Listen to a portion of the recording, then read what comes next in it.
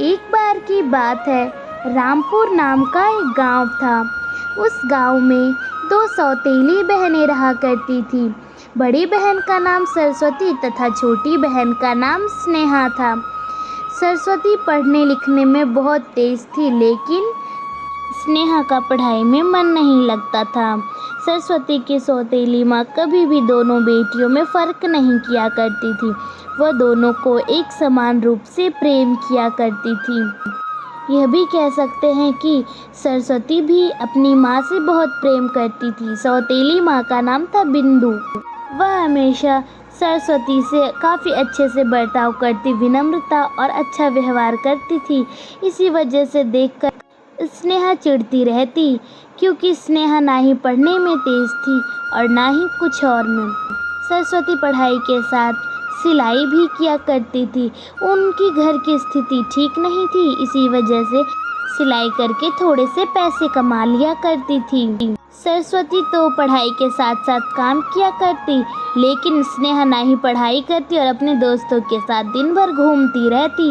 वह एक दिन बाजार जा रही थी, तभी उसकी दोस्त कहती है, सुनो स्नेहा, तुम्हारी बड़ी बहन दिन भर काम करती रहती है और लेकिन तुम उसी के पैसे खर्च कर कर उड़ाती रहती हो। तुम भी कुछ काम कर लिया करो और पैसे मत उड़ाओ ऐसे। तुम्हें चिंता करने की कोई ज़रूरत नहीं है। मैं अपने पैसे उड़ाऊं या फिर जमा करूं, तुम्हें कोई भी चिंता मत करने की ज़रूरत नहीं है। तुम मुझे पैसे नहीं देती और अपने काम पर ध्यान दो, समझी? और आज से तुम मेरी दोस्त नहीं हो। स्नेहा बहुत सारी बातें अपने दोस्त को सुनाकर वहाँ से चली जाती है। एक बार जब स्नेहा और सरस्वती के स्कूल का रिजल्ट आता है तो सरस्वती बहुत अच्छे नंबरों से पास होती है और उसकी माँ उसे शाबाशी देती है और कहती है, वाह बेटी, तुम तो हर बार की तरह अच्छे नंबरों से पास की हो और मुझे तुम पर बहुत गर्व है। स्नेहा, तुम तो सिर्फ फैशन में ही रहती हो और दिन भर पैसे उड़ाते रहती हो। सरस्वती कितने अच्छे नंबर से पास किए और तुमने काफ़ी गंदे नंबर लाए हैं। आज से तुम सरस्वती की तरह काम भी करोगी और पढ़ाई भी करोगी, समझी? बिंदु अपनी छोटी बेटी स्नेहा को बहुत सारी बातें सुनाती है और वहाँ से चली जाती है। इस सरस्वती की वजह से माँ ने फिर से मुझे डांट लगाई। इसका तो कुछ इलाज करना ही पड़ेगा। बहुत ही ये उड़ने लगी है ना, इसकी वजह से मम्मी ने मुझे डांटा। मैं इसे सबक तो ज़रूर सिखाऊंगी। कुछ देर बाद सरस्वती और बिंदु बाजार की ओर जाते हैं। वह बाजार में घूम रहे थे, तभी एक व्यक्ति वहाँ पे होता है। वह सब्जी बेच रहा था। बिंदु वहाँ पे सब्जी लेने में व्यस्त थी और यहाँ पे स्नेहा ने चुपचाप मशीन के सामने जाकर उसने आग लगा दी। अब मशीन में तो बहुत ज़ोरों की आग लग रही थी और स्नेहा आग लगाकर चुपचाप भाग गई थी। कुछ देर बाद जब वहाँ पे सरस्वती और बिंदु आते हैं तो सरस्वती दिखती है और वह भागती है और कहती है, कोई तो बचाओ, सारे कपड़े जल गए, अब क्या होगा माँ? अब तो ना ही मशीन रही ना ही कपड़े, अब हमें कोई कपड़े सिलने नहीं देगा और सब पैसे भी मांगने आएंगे। हमारे पास तो इतने पैसे भी नहीं कि हम उन्हें दे सकें। सिलाई मशीन भी जल गई है कि मैं और कपड़े सी सकूं। क्या करूं मैं माँ, बताइए, मैं तो बहुत दुविधा में हूँ। चिंता मत कर बेटी, भगवान रास्ता ज़रूर दिखाएंगे। उसका घर देर है, अंधेर नहीं।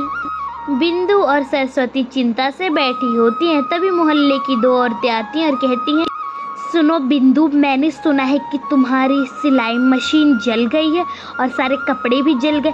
मैंने बहुत ही महंगे कपड़े सिलने दिए थे और मैंने भी सिलने दिए थे। जल्दी से मेरे कपड़े दो या फिर पैसे दो। मुझे माफ़ कर दीजिए, पैसे तो अभी नहीं है ना और सिलाई मशीन भी जल गई है। हम क्या करें?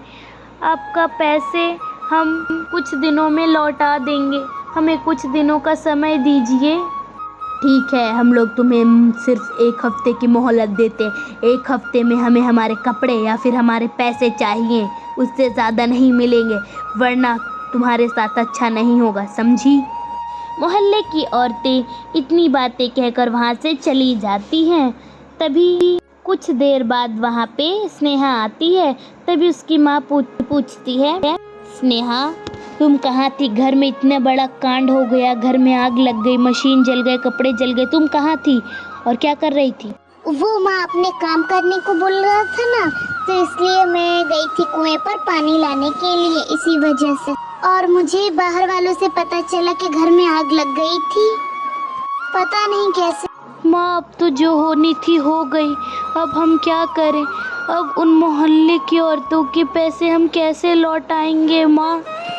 वे तो हम पे चिल्ला रही हैं, कहीं वो हमारे साथ कुछ बुरा ना कर दें। मुझे तो बहुत डर लग रहा है, हम क्या करेंगे आगे? पैसे भी नहीं हैं।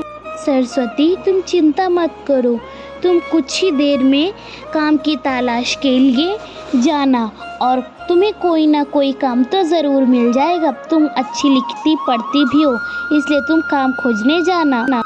अपनी माँ की बात मानकर सरस्वती काम ढूंढने के लिए सुबह ही निकल जाती है।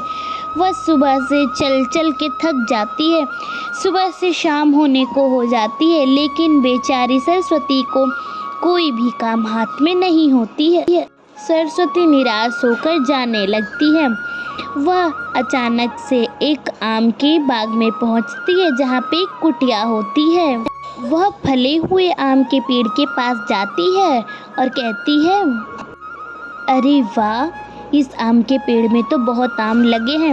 मैं ऐसा करती हूँ कि इन आमों को मैं तोड़कर टोकरी में भरकर बेच दूँगी, इससे थोड़े पैसे भी आ जाएंगे और मैं मोहल्ले की औरतों को पैसे भी लौटा सकती हूँ। सरस्वती के दिमाग में इतनी बातें आती हैं, वह पेड़ के पास जाती है। तभी वहाँ पे एक चुड़ैल प्रकट होती है।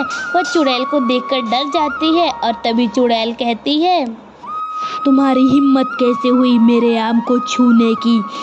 तुम्हें बुरा सज़ा मिलेगी। मैं तुम्हें ही गायब कर देती हूँ, तब तुम्हें पता चलेगा आमों की कीमत। कितने मेहनत से मैंने इस आम के पेड़ को उगाया है।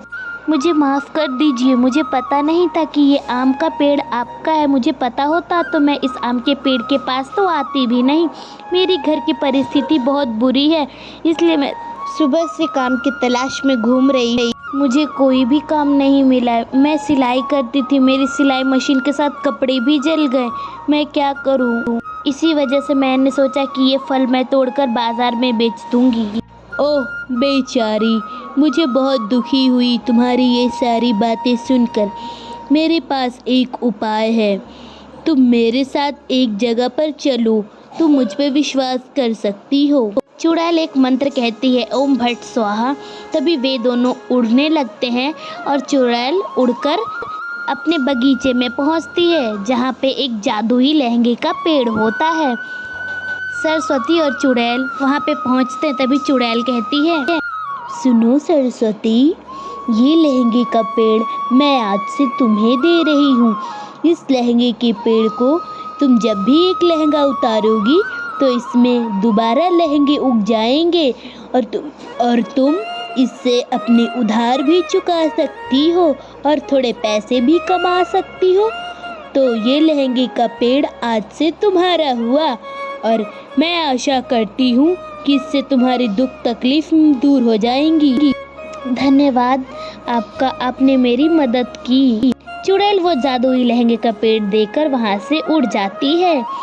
वह लहंगे के पेड़ को देखकर काफ़ी खुश होती है। वह लहंगे तोड़ तोड़ कर बाज़ार में बेच दिया करती थी। इससे काफ़ी पैसे भी उसे आ जाते थे। सभी ग्राहक लहंगे खरीदे बिना जाते नहीं थे। ये सब देखकर स्नेहा उस लहंगे के पेड़ के पास जाती है और कहती है, तो यही है वो लहंगे का पेड़, मैं इसे अभी तुरंत जला दूंगी, फिर इससे लहंगे नहीं होंगे, फिर सरस्वती परेशान होगी तो मुझे मजा आएगा। जैसे ही स्नेहा पेड़ के पास जाती है, पेड़ के पास से आग के गोले आने लगते हैं। स्नेहा डर के भागती है। तभी वहाँ से सरस्वती आती है और कहती है, दीदी देखो ना, इस पेड़ से आग के गोले निकल रहे हैं, ये मुझे जला देगी। सरस्वती तुरंत उस पेड़ के पास जाती है और कहती है, हे जादुई लहंगे के पेड़, अगर मेरी बहन ने कुछ गलती की है तो उसके लिए मैं माफ़ी मांगती हूँ। मुझे क्षमा कर दीजिए और इसे भी क्षमा कर दीजिए। कोई भी भूल हो तो मुझे माफ़ कर दीजिए, अगली बार से हम ऐसा नहीं करेंगे। कुछ देर बाद स्नेहा कहती है, मुझे माफ कर दो दीदी, उस दिन मैंने ही तुम्हारी सिलाई मशीन और कपड़े जला दिए थे। मुझे तुम पर गुस्सा आ रहा था इसलिए मैंने ऐसा किया। मुझे माफ कर दो, अब से मैं ऐसा नहीं करूँगी। कोई बात नहीं, तुमने सिलाई मशीन जलाई तभी तो मुझे ये लहंगे का पेड़ मिला। मैं तुम्हें माफ़ कर देती हूँ क्योंकि तुम्हारी वजह से मुझे ये जादुई लहंगे का पेड़ मिला। कैसी लगी ये कहानी कमेंट में ज़रूर बताना एंड सब्सक्राइब।